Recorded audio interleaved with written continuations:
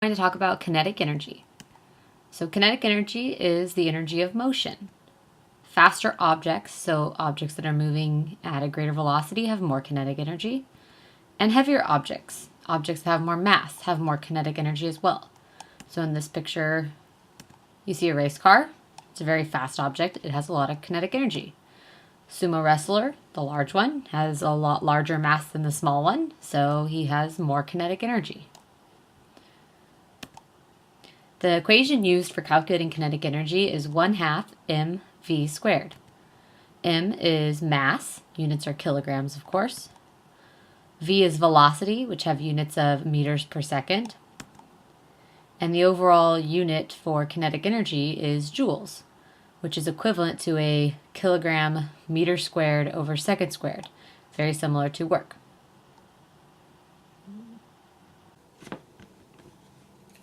So when we're talking about kinetic energy, it may be helpful to be able to do factor change problems. Factor change problems are simply if something is doubled or tripled or halved, and you want to see how it has an effect on another variable in the equation. So in this case, we care to find out how much does the kinetic energy change if something else happens. So for instance, in the first example, if the mass is doubled. So we always want to start with our original equation. So kinetic energy equals 1/2 mv squared. And instead of m, it's actually going to be 2m since it's doubled. So anywhere where we see m, we need to plug in 2m into our equation. And sorry, that should have a Ke for kinetic energy, not just a K. So we have 1/2 times 2mv squared. You always want to remember that your equation on your right-hand side, so this equation, needs to always be the exact equation that it started with. So I have a 1/2 mv squared on the right. I need to have a 1/2 mv squared again. So I'm going to pull out my factor of a 2 multiplied by 1/2 times m times v squared. In order for this equation to be true, if we have a factor of 2 on the right-hand side, we also need to have a factor of 2 on the left-hand side. So that means that we increased by a factor of 2. Kinetic energy did.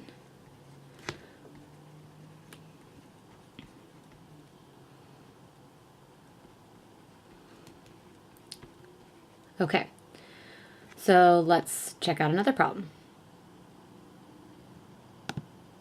So what happens if the velocity is now halved instead?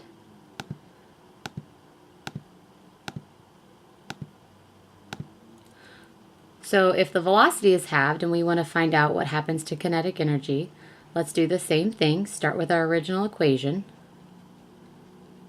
Our velocity is now going to be 1/2 v. And wherever we see a v, we need to plug in 1/2 v. And so it's 1/2 v quantity squared. So that's really 1/2 m times, if we square the 1/2, that's just really 1/4 v squared. But we want to always end with the equation we started with which was 1/2 mv squared. So here's our 1/2, here's our m, here's our v squared. Let's pull out our extra factor of a quarter.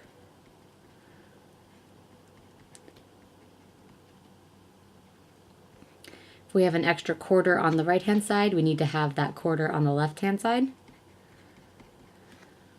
So we could say this a couple of ways. We could say kinetic energy changed by a factor of 1/4, or we could even say that it is 4 times less kinetic energy. Either way is fine.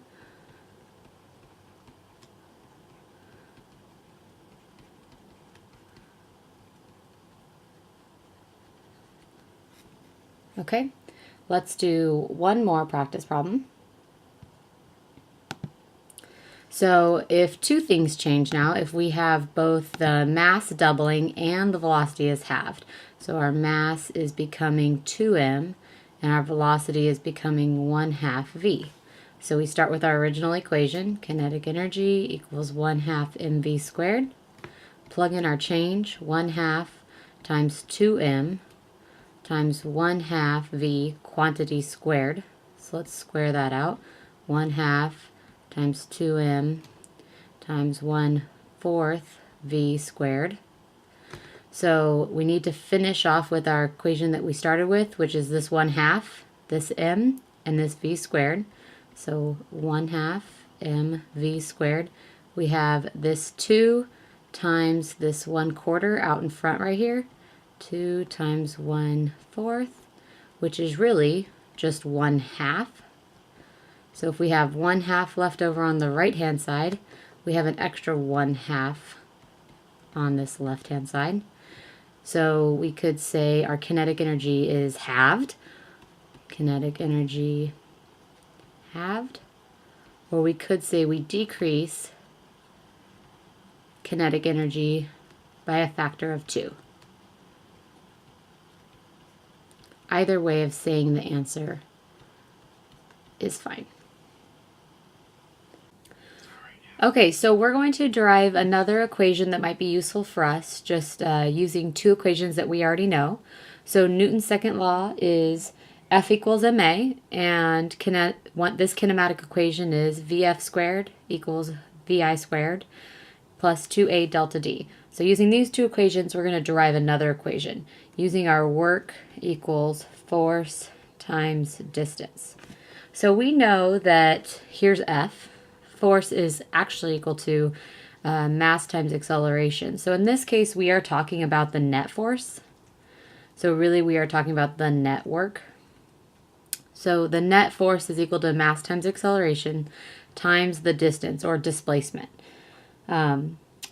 If we look at this equation, we might see something similar here. A times delta d and another a times delta d, because this is the change in distance. So if we solve for a delta d over here, we get Vf squared minus Vi squared equals 2a delta d. Divide by 2 on both sides. Made a 1 here. We get a delta d equals Vf squared minus Vi squared over 2. If we substitute that in right here for our a delta d, we have a new equation. We get m times quantity Vf squared minus Vi squared over 2. And if we distribute this m to both of our factors,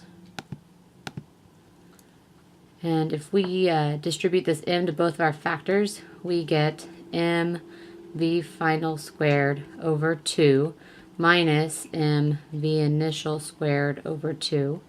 And this might look familiar to you. We were just talking about kinetic energy being 1/2 mv squared.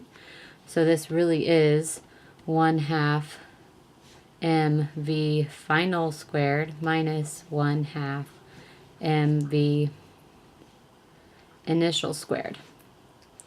So this really is just the change in kinetic energy. So another way to write work is the net work on an object is equal to the change in Ke. And this right here is the change in kinetic energy. Well, let's try an example problem. Okay, so here's an example of the work kinetic energy theorem. So how much work is done? So work equals question mark. How much work is done on a 40 kilogram scooter? Mass is 40 kilograms. To bring it up to a speed of 20 meters per second from rest. So it's starting out at rest, so that tells us the V initial is 0 meters per second. And we want to know how much work it is to get it up to a speed, so V final is 20. So we can see that we are involving the net work, which is equal to the change in kinetic energy. So that's Ke final minus Ke initial. So we have 1/2 mv final squared minus 1/2 mv initial squared. But since V initial is 0, this whole factor just falls out to be 0. So we get work is equal to 1/2, and our mass is 40 kilograms, times our velocity of 20 meters per second squared. And make sure we square that velocity. This is a parentheses.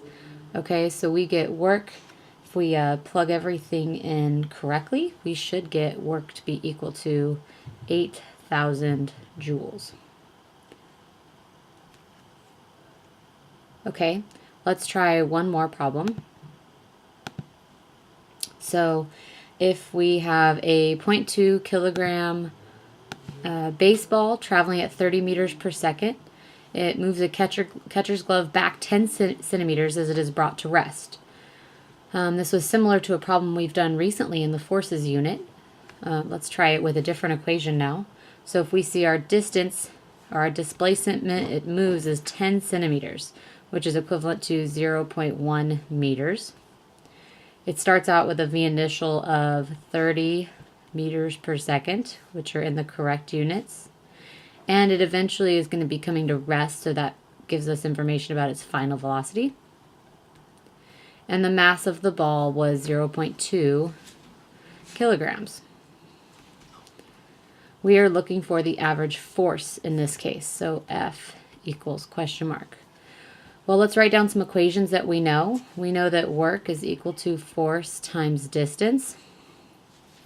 We are looking for force. We know distance, but we don't know work. We know that work, though, is the same as the change in kinetic energy. So if we go ahead and substitute our work equation in, we get F times D equals delta KE. So delta KE is really KE final minus KE initial. Since the ball is not moving in its final state, that means that this final kinetic energy is 0. So if we are looking for force, force is equal to, let's divide D on both sides of the equation. We get negative KE divided by a distance. Oh, that's KE initial. We get negative 1/2 M is 0.2 kilograms times our velocity of 30 meters per second squared divided by a distance of 0.1. When we plug in all those numbers, we should get a force of 900 newtons. Sorry, that's 0. And it is negative because it is a force that is slowing the ball. So it's a force that is opposite of the distance it's moving, therefore doing negative work.